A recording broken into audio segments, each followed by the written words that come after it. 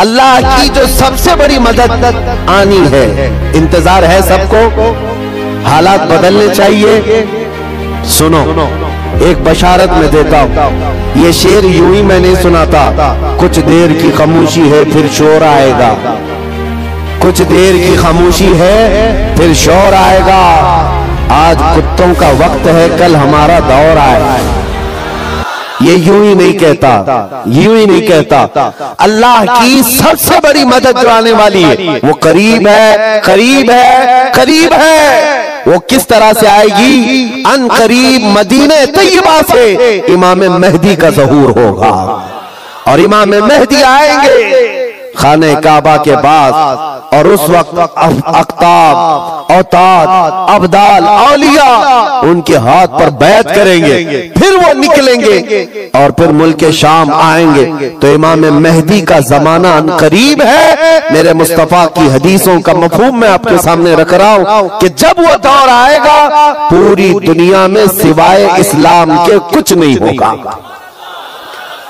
आपने अभी शायर से सुना, इस्लाम था, इस्लाम है। इस्लाम हाँ सिर्फ तुम्हारे गांव में नहीं रहेगा, इंशाअल्लाह अमेरिका में भी रहेगा, यूरोप में भी रहेगा, अफ्रीका में भी रहेगा, और जितने चीखते चिल्लाते उनकी गर्दन पे भी रहेगा। हाँ याद रखो, इस्लाम था, इस्लाम है, इस्लाम है। इसीलिए मैंने चंद सालों पहले कहा था, कुछ लोगों को तीखी लगती है बात, कड़वी लगती है कि मस्जिद तोड़कर अपना माबद बनाना है। मस्जिद को खत्म कर दिया, शहीद कर दिया।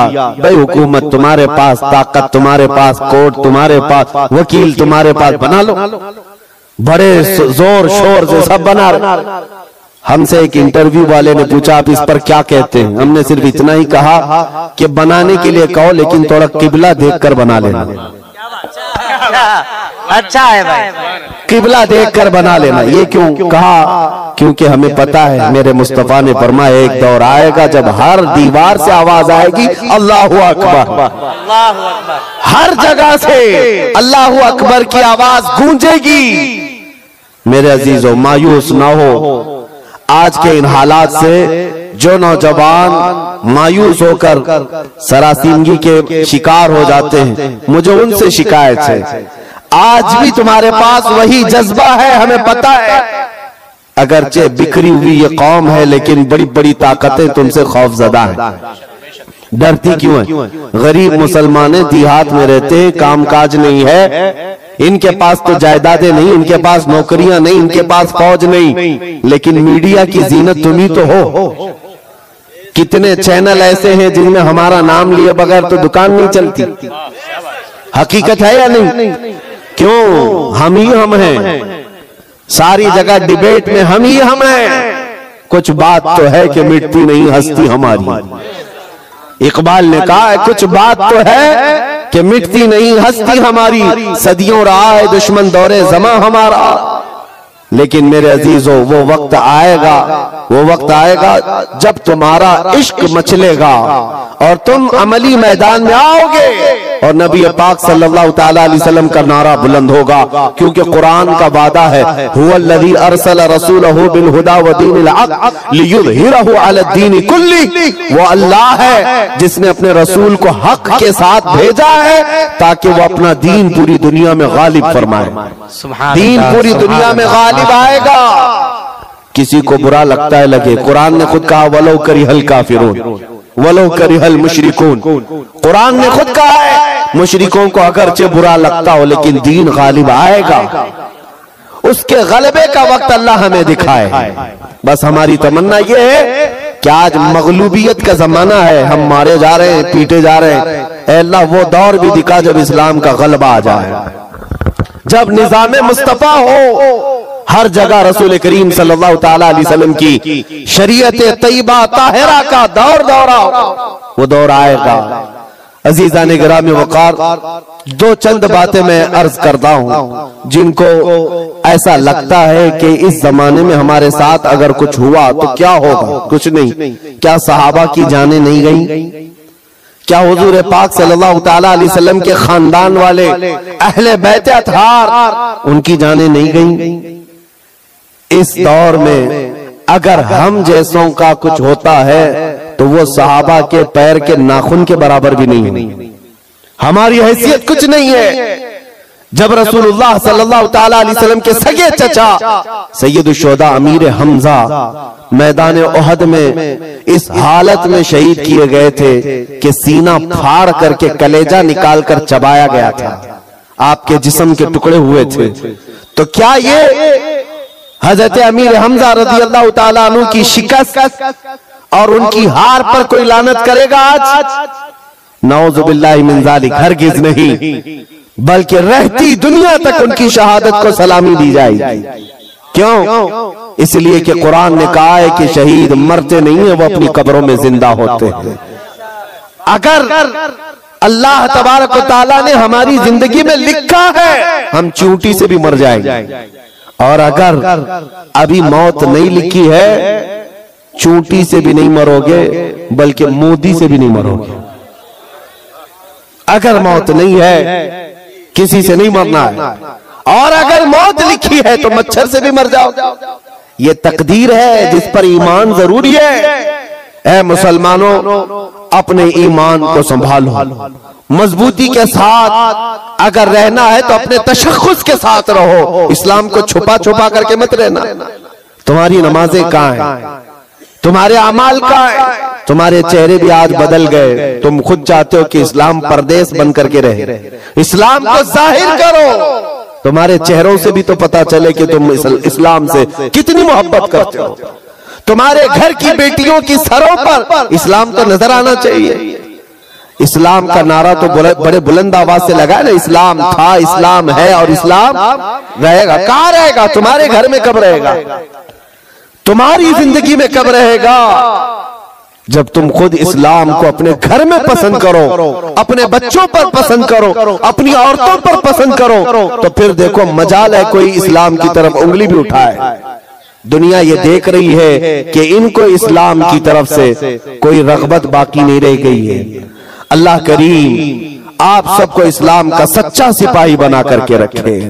अजीज़ान गिरामी वक़ात, मेरा मैसेज सिर्फ इतना है कि जीना है तो इश्क़ रसूल में जियो, और मौत आए तो मेरे मुस्तफा के कदमों में मौत आए।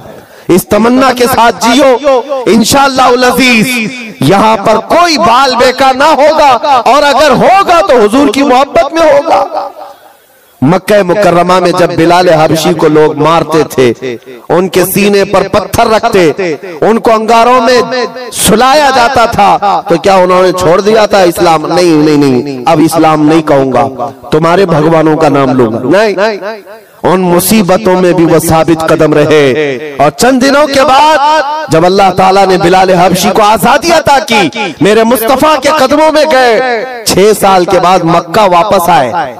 तवज्जो, 6 साल के बाद मक्का जब रसूलुल्लाह के साथ वापस आए, मक्का फतह हो चुका था और रसूलुल्लाह ने बिलाल हबशी को काबे की छत पर चढ़ाया था। दुनिया देख रही थी चंद सालों पहले, यही वो बिलाल है जिनको मक्का की गलियों में रस्सी डाल करके खींचा जाता था पैरों में, और आज यही बिलाल खाने काबा की छत पर है अजान देने के लिए। कितनी तब्दीली है ये दुनिया को पता होना चाहिए। जो नबी की मोहब्बत में जख्म खाता है, अल्लाह उसकी इज्जत को खाने काबा से भी बुलंद कर देता है। हुजूर की मोहब्बत में जख्म खाया है, हुजूर की वफादारी में साबित कदम रहा है, तो अल्लाह ने काबे की छत पर चढ़ाया। अजीज़ान गिरामी वक़ार, आज अगर मुसीबतें आती हैं तो आला हजरत का ये शेर याद रख लेना। आला हजरत ने बहुत प्यारे अंदाज में हमें समझाया है, खौफ न रख रजा जरा, तू तो है अब्दे मुस्तफा। खौफ न रख रजा जरा, तू तो है अब्दे मुस्तफा। तेरे लिए अमान है, तेरे लिए अमान है। हमारे लिए मकसद आज की मेरी तकरीर का खुलासा यही है कि उन्हें जाना, उन्हें माना, न रखा गैर से काम लिल्लाहिल हम्द मैं दुनिया से मुसलमान गया। ऐ मुसलमानों, आज ले उनकी पनाह, आज मदद मांग उनसे, कल न मानेंगे कयामत में अगर मान गया। नबी पाक सल्लल्लाहु तआला अलैहि वसल्लम की वफादारी का हक अदा करो। मेरा कहना सिर्फ यही है कि जलसे बहुत हो चुके, रात रात बहुत जागते हो और लोगों के सामने तुम्हारे नारे, तुम्हारे जुलूस सब बहुत हो गया। इश्क रसूल का मजहर बनकर के किसी दिन अगर तुम किसी गली से भी गुजर जाओ, मौला तुम्हारी खुशबू से लोगों को इस्लाम की तरफ फेर देगा। इस्लाम की तरफ लोग सिर्फ तुम्हारी खुशबू से आ जाएंगे, तुम्हारी तबलीग की भी जरूरत नहीं होगी। बस शर्त यह है कि तुम मोहब्बत मुस्तफा सल्लल्लाहु अलैहि वसल्लम का पैकर बनकर के तो निकलो, तुम्हारे अंदर वो तब्दीली आ जाए। अभी मौलाना आपसे पूछ रहे थे, जलसे का हुसूल यही है कि काश इस जलसे में कोई बैठा हुआ गैरतमंद जवान यह अहद करता कि मैं मेरे मुस्तफा से जान से ज्यादा मोहब्बत करता हूँ, मैं मेरे नबी से जान से ज्यादा मोहब्बत करता हूँ। मैं ये जो कह रहा हूँ हकीकत है या नहीं आपके साथ? आप जान से ज्यादा मोहब्बत करते अपने नबी से? सब नहीं करते, या फिर सो रहे। नबी पाक सल्लल्लाहु तआला अलैहि वसल्लम, मैं हाथ उठाने के लिए नहीं कह रहा, अरे मेरे अजीजों मैं तो गर्दन कटाने की बात कर रहा हूं। हाथ तो बहुत छोटी चीज। क्या आप नबी पाक सल्लल्लाहु तआला अलैहि वसल्लम से अपनी जान से ज्यादा मोहब्बत करते हैं? अगर हुजूर से जान से ज्यादा मोहब्बत है तो कोई जवान यह अहद करता, मेरे नबी को नशा पसंद नहीं था, मैं कभी नशे के करीब नहीं जाऊंगा।